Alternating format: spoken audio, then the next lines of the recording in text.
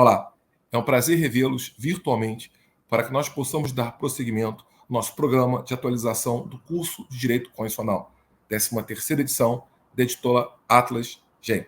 Como sempre fazemos ao iniciar os nossos encontros, quero fixar quais senhoras e senhores nosso roteiro de aula, até para que nós possamos pontuar aquilo que é importante na jurisprudência atual do Supremo Tribunal Federal, que possa impactar diretamente a atualização de nossa obra. Hoje investigaremos 3 acordos oriundos da mais alta corte do país, que são esses que agora lhes apresento. Primeiro, a DPF 976 do DF, informativo 1105, alusivo ao ativismo dialógico. Segundo, a DO 38, também oriunda do DF, agora informativo 1106, esse pertinente à revisão da proporcionalidade. E por fim, a DI 7223 do DF, informativo 1107, subsequente, agora alusivo à contenção autojudicial. É importante lembrar, e já havia colocado isso em outras oportunidades, que hoje no Supremo Tribunal Federal, em sede de controle abstrato principal, a principal ação, na perspectiva quantitativa, é a ação direta de inconstitucionalidade. Mas a principal ação, na perspectiva qualitativa, é a DPF. Principais acordos oriundos do Supremo Tribunal Federal, todos recentemente tomados em sede de ADPF. Não à toa, hoje, investigaremos uma ADI, outra ADPF, uma ação em relação à qual o STF tem desempenhado alto grau de criatividade, que é a ação omissiva. Começa então, vejam só, com o primeiro acordo, esse tomado em sede de ADPF, alusivo ao ativismo dialógico, ADPF 976, informativo 1105. A questão envolve ativismo dialógico, que é um sinônimo de estado de coisas inconstitucional. O Supremo Tribunal Federal tem um acordo, até julgado recentemente no mérito, sobre estado de coisa inconstitucional, justamente a DPF 347, alusiva a sistema penitenciário. Agora volta a se debruçar também sobre estado de coisa inconstitucional, o ativismo dialógico. Agora, numa situação pertinente a pessoas em situação de rua, justamente esse acordo que eu lhes trago. É importante lembrar de início que estado de coisa inconstitucional, o ativismo dialógico, é um exercício de transconstitucionalismo, que vem a ser transconstitucionalismo, quer dizer, importação de conhecimento estrangeiro para investigação de questões nacionais. Nós abordamos essa matéria em nosso livro, na parte pertinente a constitucionalismo e novas dimensões globais do constitucionalismo, como neoconstitucionalismo, garantismo constitucional e transconstitucionalismo. Repito, importação de conhecimento estrangeiro para a resolução de questões nacionais. Uma grande forma de demonstração de transconstitucionalismo é a utilização persuasiva de jurisprudência estrangeira por tribunais constitucionais. Repare, utilização persuasiva, utilização argumentativa. Não se trata, evidentemente, de uma utilização vinculada. Jurisprudência estrangeira.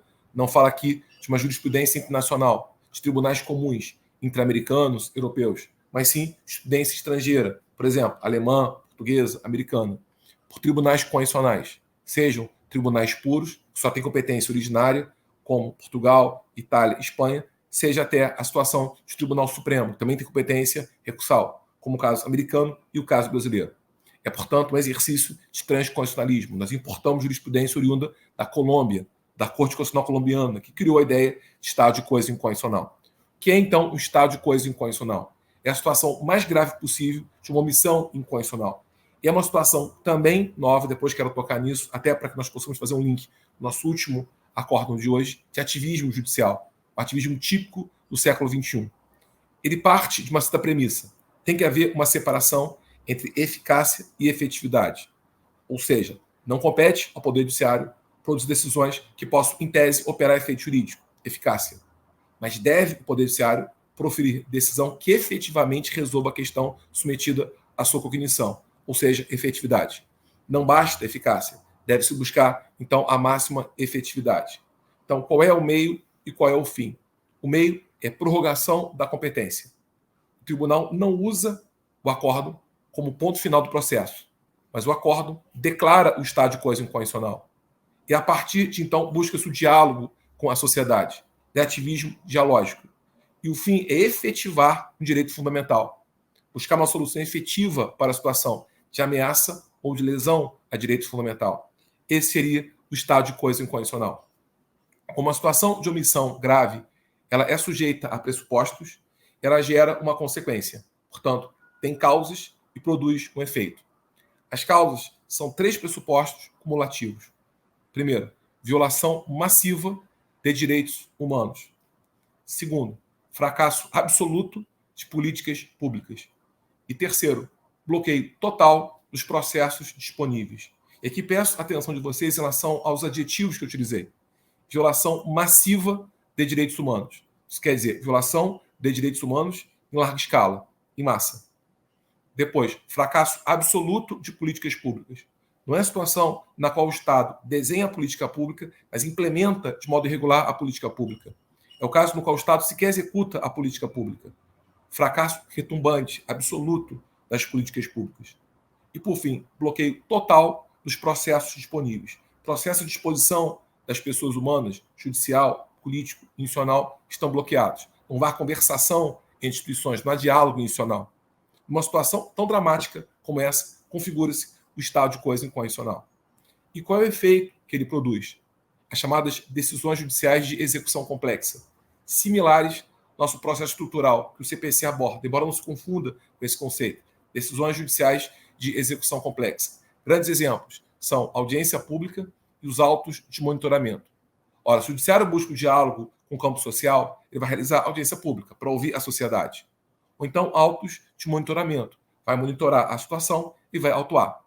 Quando, então, o Poder Judiciário, via o Tribunal Constitucional, entender que a situação está efetivamente resolvida, que o direito fundamental restou efetivado, ele extingue o processo, que declara extinto o chamado estado de coisa inconstitucional. Conforme havia colocado, é sinônimo de ativismo dialógico, que é uma forma nova de ativismo judicial. Quando se fala de ativismo judicial, a preocupação nossa mira o ativismo norte-americano do século XX, anos 50, conceito tradicional de ativismo. Mas outras formas mais modernas de ativismo, uma delas seria essa. O ativismo extraprocessual, por exemplo, quando o tribunal se manifesta em seus posicionamentos fora do processo, e para isso usa mídias tradicionais ou até mídias sociais.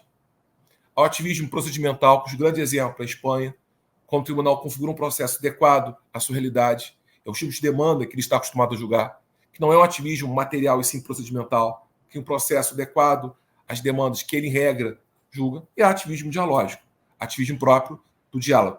Conforme havia colocado, o Supremo Tribunal Federal tem um acórdão que fala do estado de coisa inconstitucional, justamente a DPF 347, julgada primeiramente em sede liminar, em 2023 julgada em relação ao seu mérito também, pertinente ao sistema penitenciário.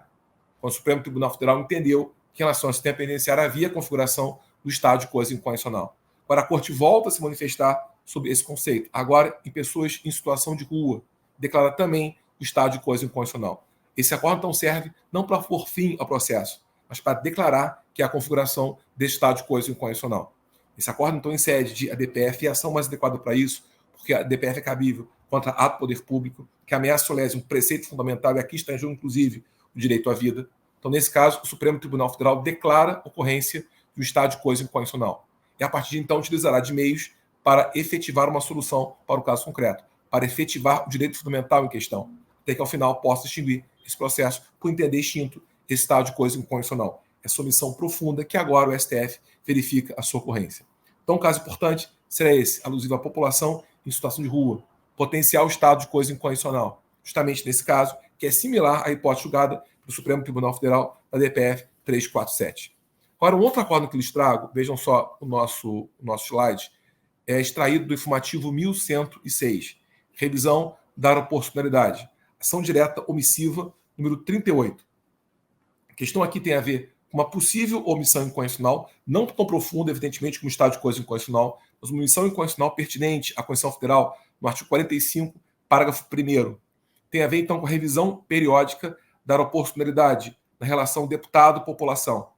Evidentemente, o senhor sabe que o Brasil recentemente fez um censo populacional e ele verificou mudanças populacionais, distribuição da população entre regiões do país.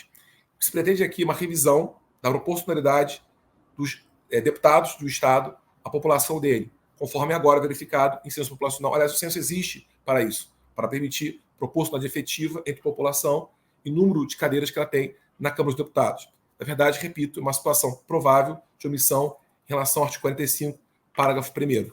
Me chama aqui a atenção, e por isso eu detectei esse acordo e trouxe, para que nós pudéssemos discuti-lo juntos, uma questão formal, que é a seguinte: se trata de uma ação direta omissiva. Essa hipótese é prevista por nossa Constituição no artigo 103, parágrafo 2º. E a consequência dessa ação, nos termos da Constituição, é constituir o poder remisso in mora. Ou seja, expede-se um ofício ao Poder Legislativo, comunicando que existe omissão legislativa e, portanto, que a omissão seria inconstitucional. Então, a constituição do poder imora. E se for o caso de função administrativa, não é o caso aqui tratado, a questão aqui envolve função legislativa, constitui-se um prazo de 30 dias para que a providência reclamada venha a ser adotada. Fique bem claro, nos termos da nossa Constituição, no artigo 103, parágrafo 2º, não compete ao Supremo Tribunal Federal produzir a norma reclamada. Não compete ao Supremo Tribunal Federal forçar ninguém a produzir a norma reclamada. Nem compete ao Supremo Tribunal Federal combinar sanção caso o prazo não venha a ser cumprido. Então, somente a consequência política, não tanto jurídica. Constitui-se o poder imora e, se for caso de função administrativa, fixa esse prazo, 30 dias, para adoção da providência reclamada. Tudo isso respeita a um princípio chamado princípio da liberdade de conformação legislativa, termo usado por José Joaquim Gomes Canotilli, em Portugal.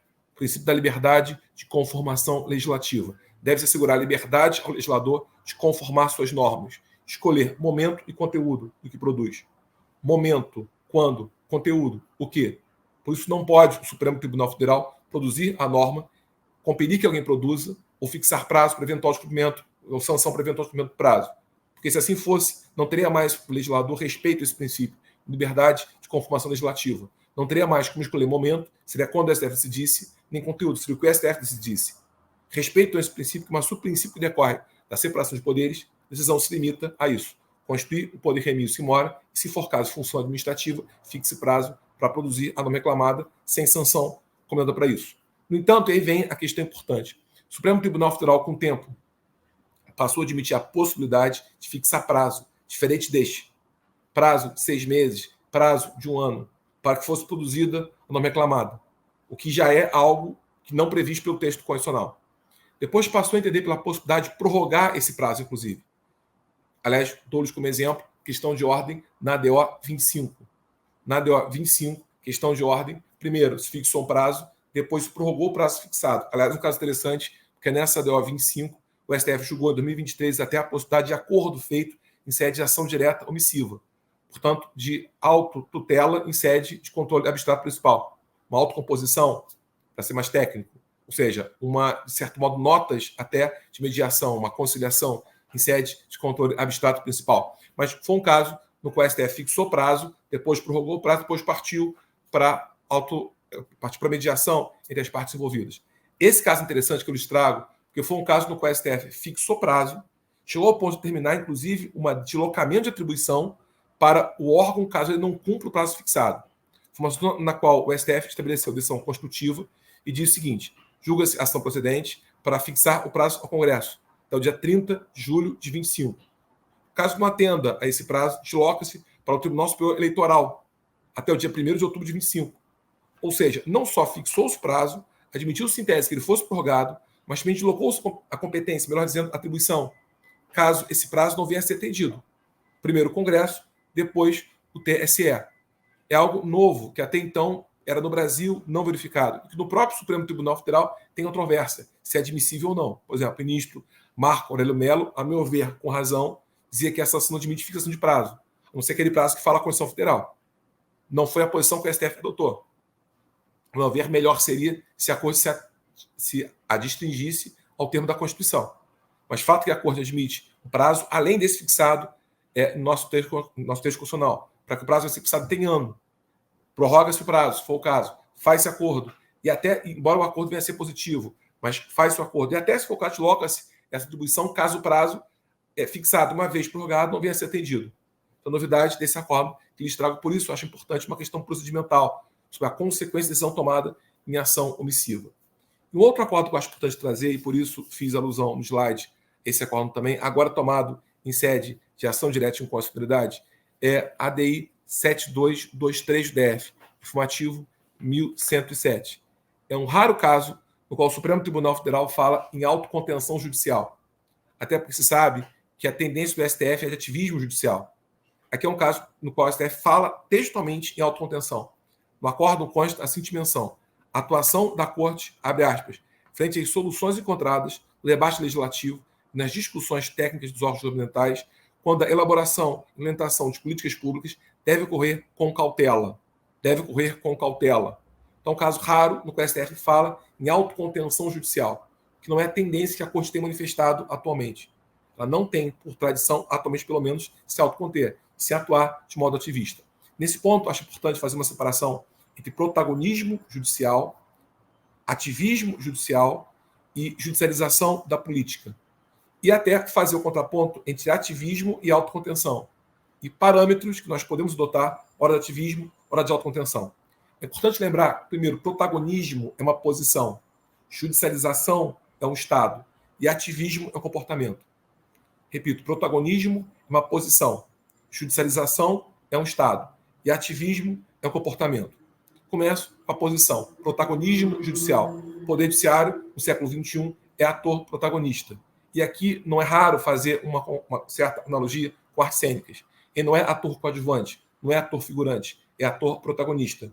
Um arranjo entre poderes.